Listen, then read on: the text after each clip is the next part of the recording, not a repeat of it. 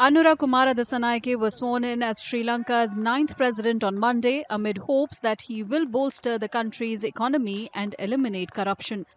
56-year-old Dissanayake, the leader of the Marxist Janata Vimukti Peramuna Party's broader front, National People's Power, defeated his closest rival Sajith Premadasa of the Samagi Jana Belavagaya in Saturday's election. Supporters of the new president expressed hope that he will usher in an era of development and peace in the country. We are all excited. We were waiting for so many years, and now it has finally come true. We all worked hard.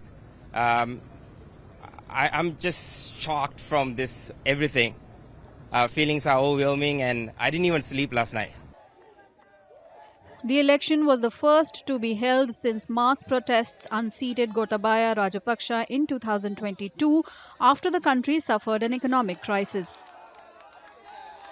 We've been waiting for this day for a very, very long time to come. We've been fighting for this 2 years ago in this very same place. We were here. We were fighting every single day to send the corrupt government home, to give us our stolen money back. These are the things, these were our slogans. Give us our money back. To send the 225 home. They were old, they were weak.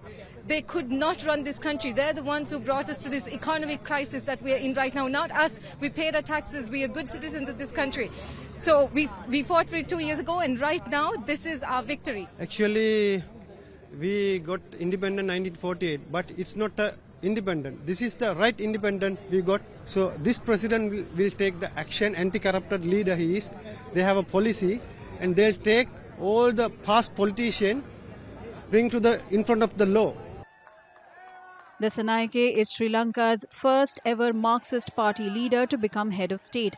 He faces the immediate challenge of determining the future of economic reforms in the cash-strapped country.